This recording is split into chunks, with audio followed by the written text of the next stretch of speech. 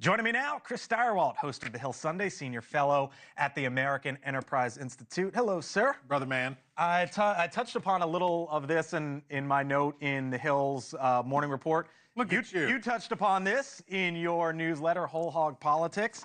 Brother, I hope you and I have a beer in one hand, some chicken wings in the other 48 hours from now. Chicken wings are delicious. That is true. But there was a little moment here in the intersection of sports and politics this week leading up to the big game.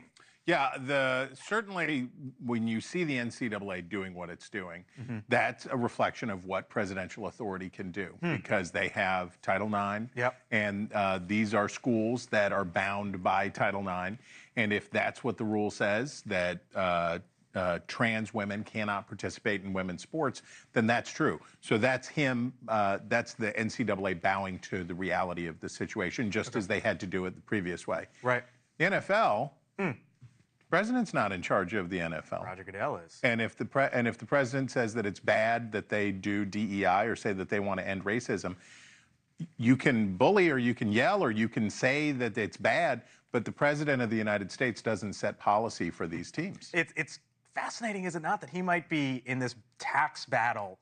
All of a sudden, the White House this week rolled out what we had heard, right? No tax on tips, no tax on overtime, no tax on Social Security rate, all these things that we heard during the campaign. And then he said, and we're going to get rid of those sports team owners' tax breaks. Well, what do you suppose this is? Don't you suppose that this is, you should start operating these sports leagues the way that I want you to, or this nice little tax break that you have here will go away, which is the Trump way of doing it.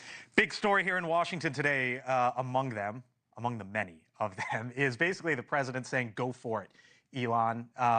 We know you're doing USAID now. The Department of Education could be next. And he was asked today about the Pentagon, Chris, and the president basically blessed Doge going at the Pentagon.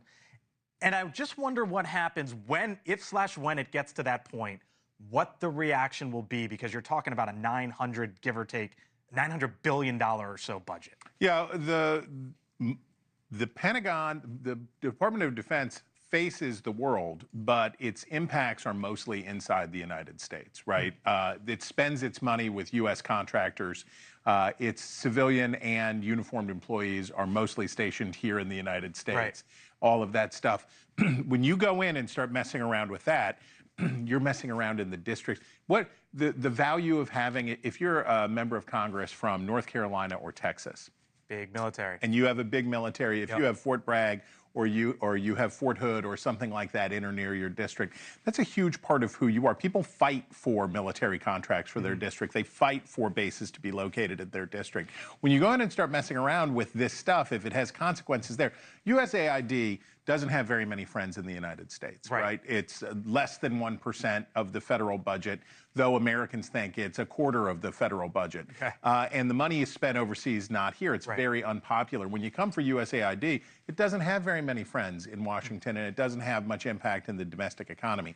You start going after the Department of Education, you start going after the Department of Defense, that has real consequences in the districts of Republicans and Democrats. See where it goes. As the president says, it ain't stopping anytime soon. Here we go. Chris Stirewalt, see you later in the show. Thank you, brother. Appreciate it.